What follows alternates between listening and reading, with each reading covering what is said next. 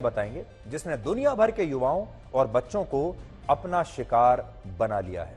और यह नशा है सोशल मीडिया का नशा, यह नशा है मोबाइल फोन का नशा, क्योंकि यह नशा आपको मोबाइल फोन में मिलता है। इस नशे के खिलाफ अमेरिका के 50 में से 42 राज्यों ने एक कानूनी लड़ाई छेड़ दी है और इस लड़ाई से पूरी दुनिया को आज सीखना चाहिए, भारत को भी इससे सीख लेनी चाहिए। और अमेरिका में फेसबुक और इंस्टाग्राम जैसे सोशल मीडिया प्लेटफॉर्म की जो पेरेंट कंपनी है जिसका नाम है मेटा के खिलाफ इन 42 राज्यों की सरकारों ने मुकदमा दर्ज कराया है और इन सरकारों ने आरोप लगाया है कि मेटा ने जानबूझकर छोटे बच्चों और युवाओं को फेसबुक और इंस्टाग्राम का आदी बना दिया है, यानी इन युवाओं को फेसबुक और इंस्टाग्राम की लत लग गई है। मेटा ने बच्चों के मानसिक स्वास्थ्य से ज्यादा अपने मुनाफे पर ध्यान दिया और इस तरह का एक प्रोडक्ट बनाया जिसमें ये बच्चे, ये युवा एक बार अगर उसमें गए तो वो अंधे कुएं की तरह उसमें घुसते ही चले जाते हैं। अदालत में इन सरकारों ने कहा है कि मेटा ने फेसबुक और इंस्टाग्राम से होने वाले खतरों को लेकर लोगों को बार बार गुमराह किया है, लोगों को इसके बारे में बताया नहीं और ऐसे फीचर्स तैयार किए जिससे बच्चों को लाइक्स और व्यूज की चिंता हमेशा लगी रहे। मेटा ने युवाओं और बच्चों को फंसाने और अपने ऐप्स में एंगेज रखने के लिए, यानी अपने ऐप्स में व्यस्त रखने के लिए टेक्नोलॉजी का प्रयोग किया है जिससे बच्चे और युवा लाइक्स, शेयर, फॉलो और व्यूज की लत में बुरी तरह से फंस चुके हैं। उनके जीवन का सबसे बड़ा लक्ष्य यही है कि उन्हें पहले पोस्ट करना है, फिर देखना है कि कितने लाइक्स आए और फिर यह देखना है कि जो बाकी लोग हैं उनके पोस्ट पर क्या हो रहा है। इसकी वजह से बड़ी संख्या में बच्चों और युवाओं के सेल्फ कॉन्फिडेंस में कमी आ रही है। बच्चों को चिंता, डिप्रेशन, नींद ना आना, नेगेटिविटी, पढ़ाई से ध्यान हटने और चिड़चिड़ापन जैसी समस्याएं अब लगातार हो रही हैं।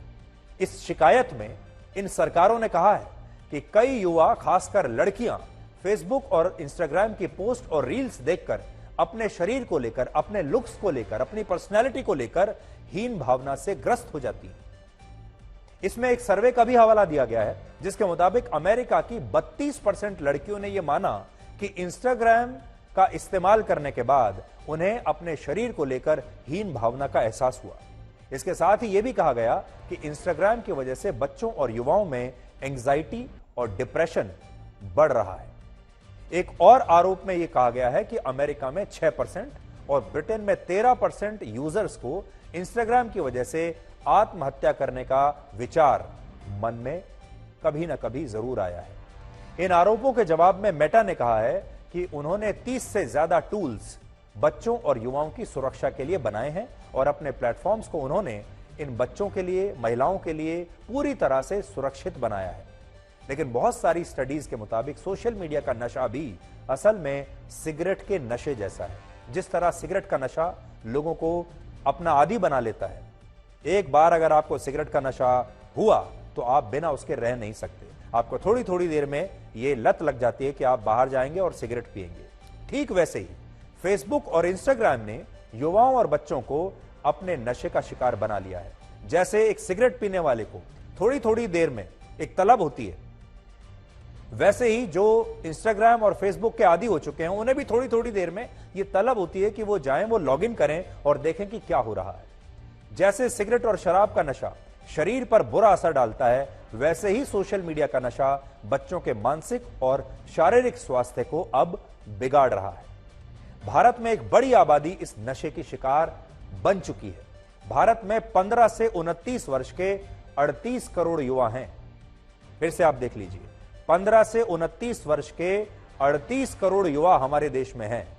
इन्हीं युवाओं के कंधे पर हम अपना भविष्य तय करते हैं और कहते हैं कि भारत दुनिया का सबसे युवा देश है। भारत का भविष्य बहुत उज्जवल है क्योंकि जितनी युवा आबादी और जितनी युवा शक्ति हमारे पास है, किसी के पास नहीं। लेकिन अब देखिए ये युवा कर क्या रहे हैं।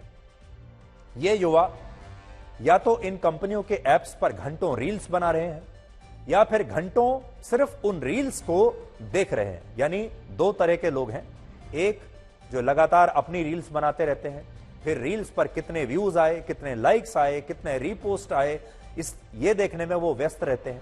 और दूसरा वर्ग वो है जो खुद रील्स तो नहीं बना रहा लेकिन दूसरों की रील्स देखने में लगातार व्यस्त है। पूरी दुनिया में इंस्टाग्राम पर रील्स बनाने और देखने वाले यूजर्स की संख्या सबसे ज्यादा हमारे देश भारत में है। भारत में 23 करोड़ लोग इंस्टाग्राम पर एक्टिव हैं। भारत में 11 वर्ष से 26 वर्ष के युवा हर दिन औसतन 3 घंटे रील्स और शॉर्ट वीडियोस देखने में अपने खर्च करते हैं। 3 घंटे हर रोज। भारत में औसतन एक छात्र हर दिन 1.5 से 2 घंटे में 360 से 480 रील्स और शॉर्ट वीडियोस देख लेता है। छात्रों के कुल स्क्रीन टाइम में से 40 से 60% टाइम इन रील्स में ही चला जाता है। इसके अलावा भारत में हर दिन सोशल मीडिया यूजर्स 60 लाख से ज्यादा रील्स और शॉर्ट वीडियोस बनाते हैं। सोचिए, एक दिन में भारत के लोग 60 लाख रील्स और शॉर्ट वीडियोस बना रहे हैं। यानी इस हिसाब से देखें तो भारत दुनिया का सबसे बड़ा प्रोडक्शन हाउस है वीडियो बनाने का। जब फेसबुक और इंस्टाग्राम जैसे सोशल मीडिया प्लेटफॉर्म्स आए थे तो इन्हें परिवारों, दोस्तों और समाज को जोड़ने का एक डिजिटल माध्यम बताया गया था। इन कंपनियों ने कहा था कि हमारा जो मकसद है वो ये है कि आप अपने परिवार के साथ हमेशा जुड़े रहें, अपने दोस्तों के साथ जुड़े रहें, अपने समाज के साथ जुड़े रहें। इसीलिए इन्हें सोशल नेटवर्किंग एप्स कहा गया।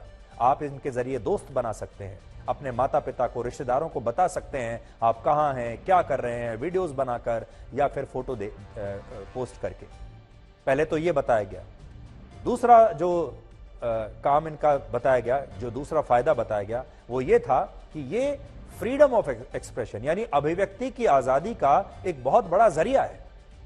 हर बात पर जो आपके विचार है, आपकी जो विचारधारा है, किसी भी मुद्दे पर आप क्या सोचते हैं, आपने फिल्म देखी तो उसके बारे में क्या सोचते हैं, किसी कपड़े के बारे में क्या सोचते हैं, मौसम के बारे में क्या सोचते हैं, किसी स्थान के बारे में क्या सोचते हैं, आप दुनिया को बताना चाहते हैं। और अभिव्यक्ति की आजादी, असल में ये जो कंपनियां हैं इस अभिव्यक्ति की आजादी को कमर्शियलाइज कर रही हैं और ये जो आपकी अभिव्यक्ति की आजादी है जो मुफ्त है, इसे वापस आपको बेच रही है। ये कुछ वैसा ही था जैसे सिगरेट कंपनियों ने शुरुआती दौर में सिगरेट को बिल्कुल भी हानिकारक नहीं बताया था और कई विज्ञापनों में तो पुराने जमाने में, बहुत वर्ष पहले, सिगरेट की तारीफ की जाती थी और लोगों को सिगरेट पीने के लिए प्रेरित किया जाता था। आज कुछ तस्वीरें आपके लिए मैं निकाल कर लाया हूं, बड़ी स्क्रीन पर आपको तस्वीरें दिखाता हूं। 1950, 1940 में क्या होता था। 1960 के दशक में अमेरिका में सिगरेट के एक विज्ञापन में विज्ञापन करने वाला यह कहता है कि मैं हर रोज 2 पैकेट सिगरेट, इस खास कंपनी के 2 पैकेट सिगरेट पीता हूं और यह मेरे लिए सिगरेट बड़ी अच्छी रही है और मुझे यह खास ब्रांड की सिगरेट पीने से मेरे शरीर पर किसी भी प्रकार का कोई भी हानिकारक प्रभाव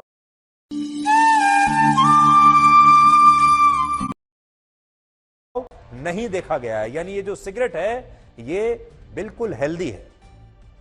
और उस जमाने में ऐसे बहुत सारे विज्ञापन फिल्माए गए जिसमें सिगरेट पीना स्वास्थ्य के लिए हानिकारक है। ये उस जमाने के विज्ञापन में आपको दिखा रहा हूं। ये सब यही कहते हैं कि हम सिगरेट पीते हैं, हम 2 पैकेट सिगरेट रोज पीते हैं, 10 साल से हमने सिगरेट पी और हमारे शरीर पर कोई भी दुष्प्रभाव देखने को नहीं मिला, इसलिए आप भी सिगरेट पी सकते हैं। तो देखिए, एक दौर वो भी था जब सिगरेट बनाने वाली कंपनियां ये मानने को तैयार नहीं थी कि सिगरेट पीने से आपके फेफड़े खराब होते हैं, आपको कैंसर होता है। लेकिन धीरे धीरे लोगों के स्वास्थ्य पर सिगरेट के नुकसान दुनिया के सामने आने लगे। इसमें कई वर्षों लग गए, दशक लग गए, यहां तक कि सिगरेट से फेफड़े खराब होने और कैंसर होने की बातें इसके बाद साबित होने लगी। इसके बाद अलग अलग देशों की सरकारों ने सिगरेट बनाने वाली कंपनियों को पैकेट पर चेतावनी लिखने के लिए बाध्य किया और कहा कि अगर आपको अपनी सिगरेट बेचनी है तो आपको अपने पैकेट पर लिखना पड़ेगा, चेतावनी देनी पड़ेगी कि सिगरेट पीना आपके स्वास्थ्य के लिए हानिकारक है। दुनिया में पहली बार सिगरेट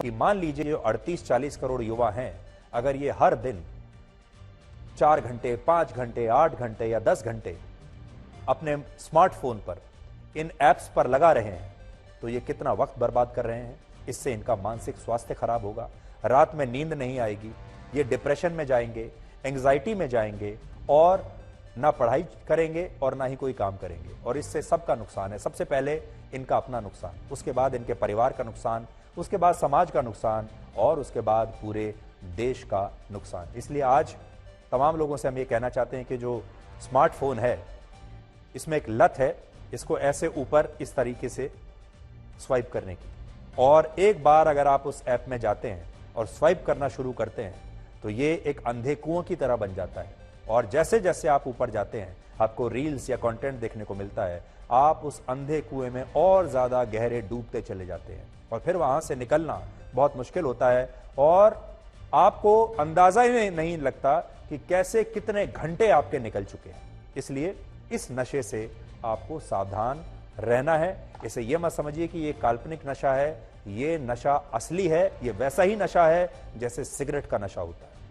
गुजरात में नवरात्रि के दौरान इस बार